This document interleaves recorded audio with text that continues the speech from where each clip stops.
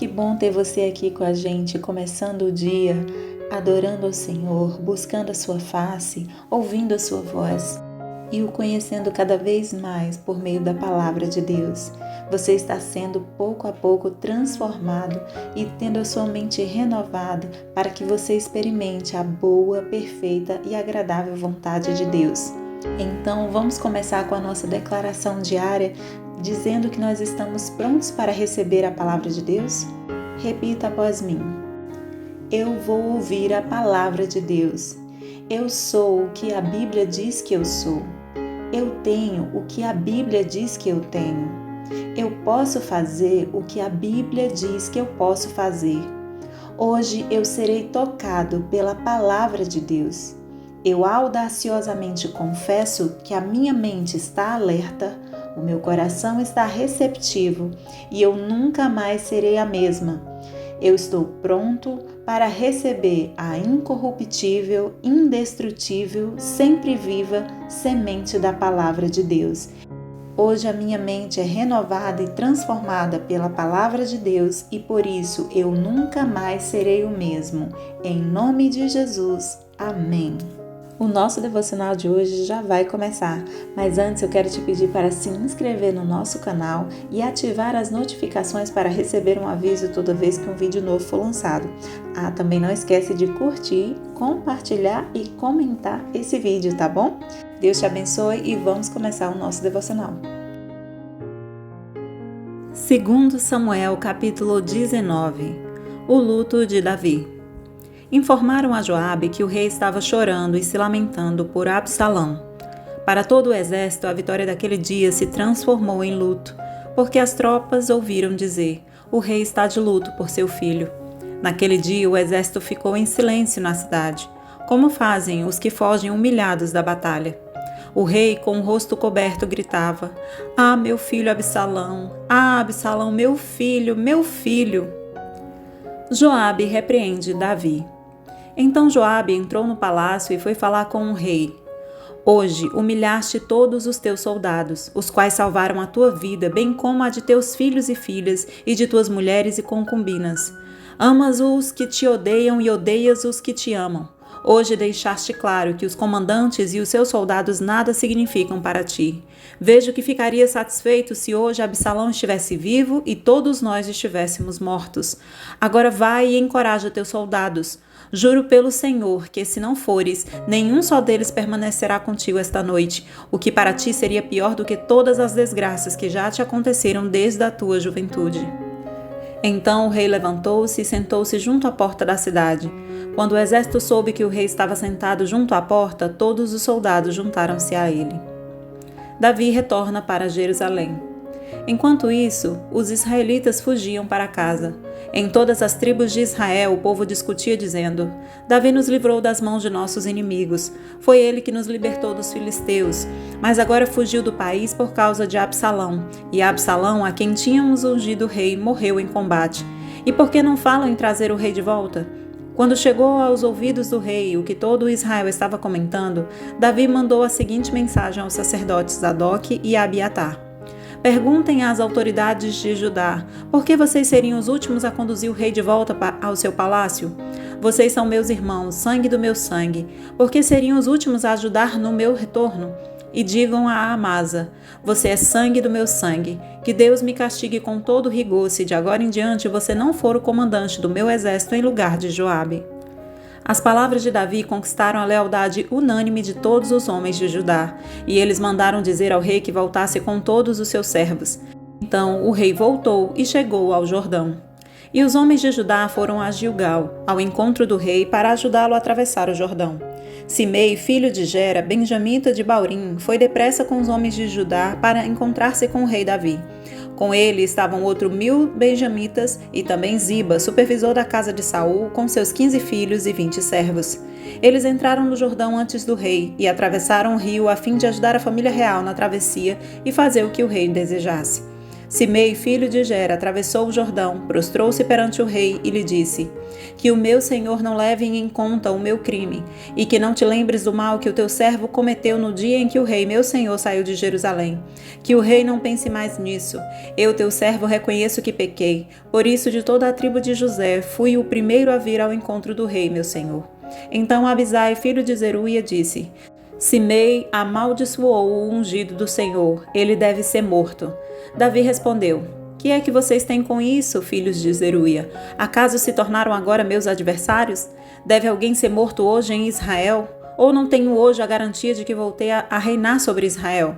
E o rei prometeu a Simei sob juramento: Você não será morto. Mefibosete, neto de Saul, também foi ao encontro do rei. Ele não havia lavado os pés, nem aparado a barba, nem lavado as roupas, desde o dia em que o rei partira até o dia em que voltou em segurança. Quando chegou de Jerusalém e encontrou-se com o rei, este lhe perguntou: Por que você não foi comigo, Mefibosete? Ele respondeu: Ó rei, meu senhor, eu, teu servo, sendo aleijado, mandei selar o meu jumento para montá-lo e acompanhar o rei. Mas o meu servo me enganou. Ele falou mal de mim ao rei, meu senhor. Tu és como um anjo de Deus, faze o que achares melhor. Todos os descendentes do meu avô nada mereciam do meu senhor e rei, senão a morte.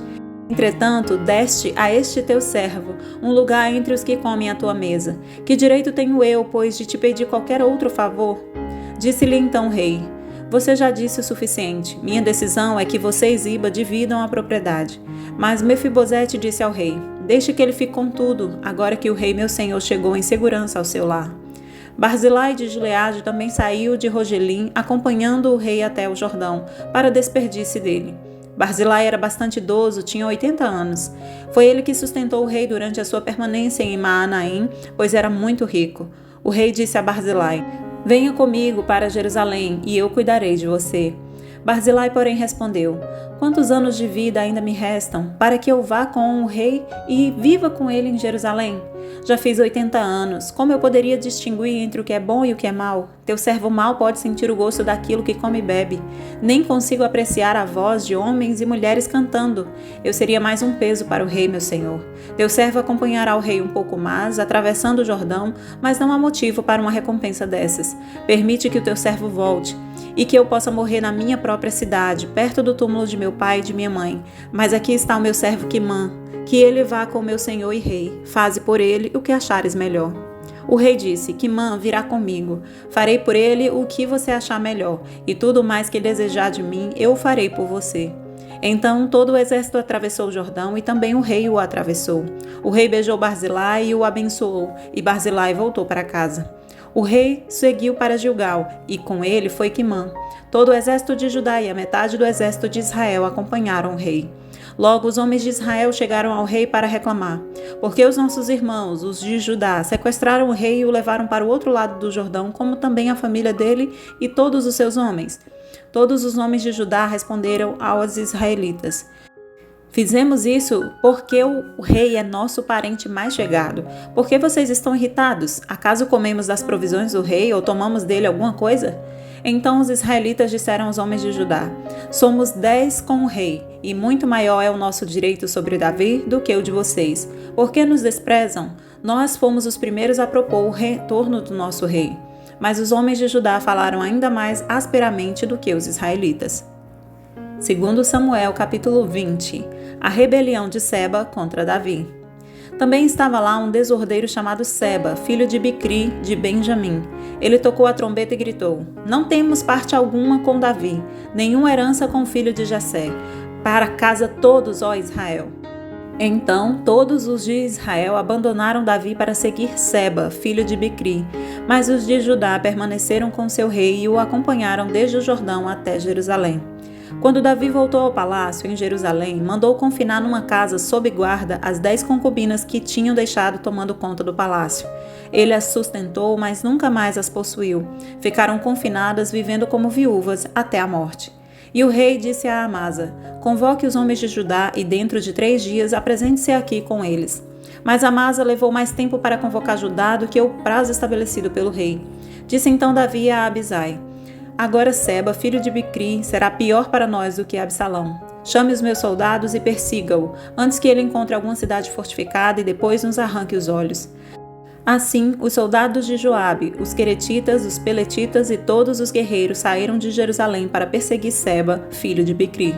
Quando estavam junto à grande rocha de Gibeon, Amasa encontrou-se com eles. Joabe vestia seu traje militar e tinha um cinto com um punhal na bainha. Ao aproximar-se de Amasa, deixou cair a adaga. "Como vai, meu irmão?", disse Joabe, pegando Amasa pela barba com a mão direita para beijá-lo. E Amasa, não percebendo o punhal na mão esquerda de Joabe, foi por ele golpeado no estômago. Suas entranhas se derramaram no chão e ele morreu, sem necessidade de um segundo golpe. Então Joabe e Abissai, seu irmão, perseguiram Seba, filho de Bicri. Um dos soldados de Joabe ficou ao lado do corpo de Amasa e disse: "Quem estiver do lado de Joabe e de Davi, que siga Joabe."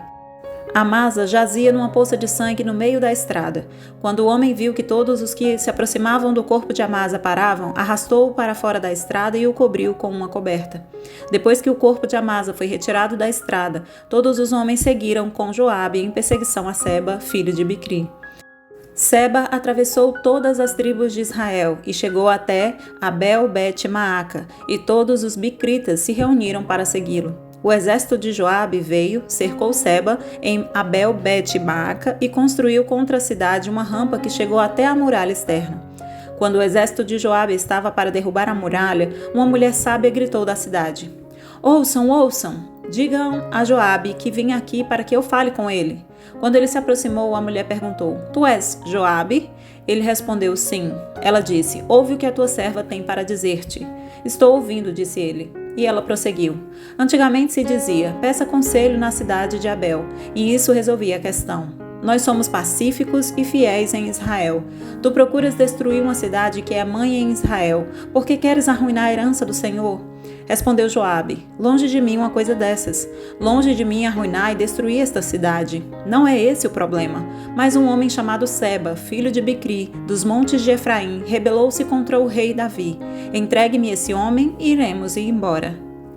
A mulher disse a Joabe: "A cabeça dele te será jogada do alto da muralha." Então a mulher foi falar com todo o povo, dando o seu sábio conselho, e eles cortaram a cabeça de Seba, filho de Bicri, e a jogaram para Joabe. Ele tocou a trombeta e seus homens se dispersaram, abandonaram o cerco da cidade e cada um voltou para sua casa. E Joabe voltou ao rei em Jerusalém. Joabe comandava todo o exército de Israel.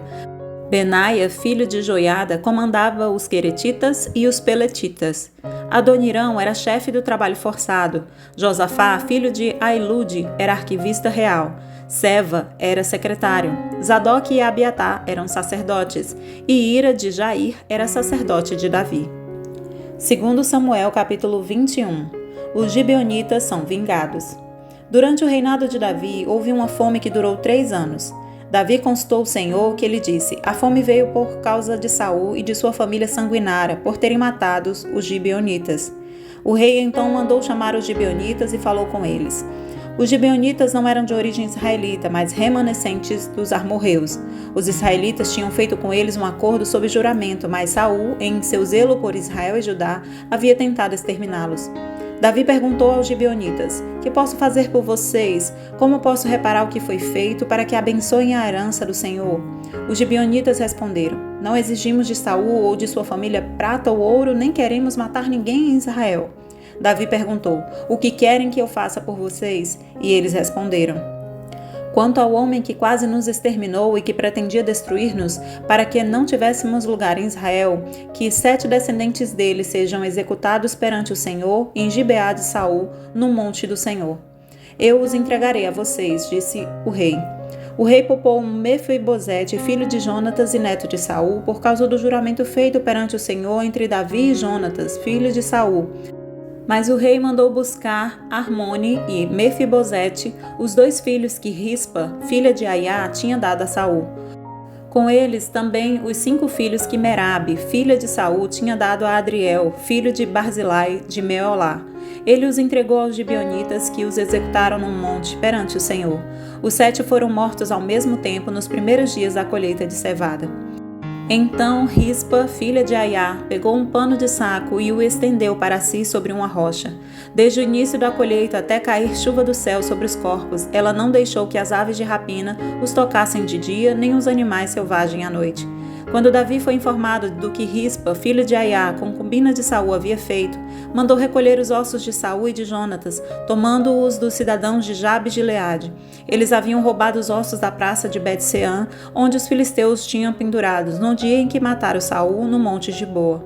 Davi trouxe de lá os ossos de Saul e de seu filho Jonatas, recolhidos entre os ossos dos que haviam sido executados. Enterraram os ossos de Saul e de Jonatas no túmulo de Quis, pai de Saul, em Zela, na terra de Benjamim, e fizeram tudo o que o rei tinha ordenado. Depois disso, Deus respondeu às orações em favor da terra de Israel. Guerra contra os filisteus. Houve ainda outra batalha entre os filisteus e Israel. Davi e seus soldados foram lutar contra os filisteus. Davi se cansou muito e Isbi-Benob, descendente de Rafa, prometeu matar Davi. A ponta de bronze da lança de Isbi-Benob pesava 3,6 kg. E além disso, ele estava armado com uma espada nova. Mas Abisai, filho de Zeruia, foi em socorro de Davi e matou o filisteu. Então os soldados de Davi lhe juraram, dizendo: Nunca mais sairás conosco à guerra, para que não apagues a lâmpada de Israel. Houve depois outra batalha contra os filisteus em Gobe. Naquela ocasião, Sibecai de Uzate matou Safi, um dos descendentes de Rafa. Noutra batalha contra os filisteus em Gobe, Elanã, filho de Jaare-o-Regim, de Belém, matou Golias, de Gate, que possuía uma lança cuja haste parecia uma lançadeira de tecelão. Noutra batalha, em Gate, havia um homem de grande estatura e que tinha 6 dedos em cada mão e 6 dedos em cada pé, 24 dedos ao todo. Ele também era descendente de Rafa e desafiou Israel, mas Jonatas, filho de Simeia, irmão de Davi, o matou. Esses 4 eram descendentes de Rafa em Gate e foram mortos por Davi e seus soldados. 5 de abril.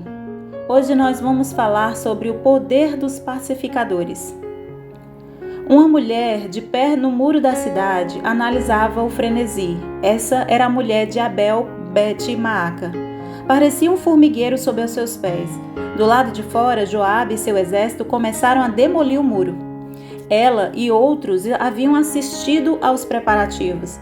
Eles haviam afiado as ferramentas, cortado árvores para derrubar as estacas e ajuntado enormes montes de terra para fazer uma rampa de acesso que agora se apoiava nas fortificações exteriores.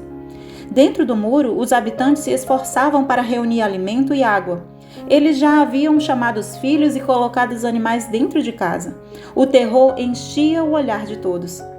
Abel Bet-Maaca estava cercada e a morte pairava no ar. A mulher mal podia acreditar no que via. A situação poderia durar meses. Todo o confronto fora causado por um homem, Seba, que estava interessado em provocar problemas para se tornar conhecido. Ele havia incitado uma rebelião contra o rei Davi. Seria ela a única a ver o despropósito da batalha a caminho? Aquela mulher nunca estudara política ou arte da guerra. Vivera toda a sua vida numa cidade desconhecida no norte de Israel. No entanto, tinha uma história naquele lugar e conhecia pessoalmente os habitantes. Eram cidadãos honestos, trabalhadores e leais que amavam ao Senhor. Portanto, tinha confiança em sua avaliação. O cerco não estava certo. Ela não abanou a cabeça e simplesmente saiu correndo para se esconder.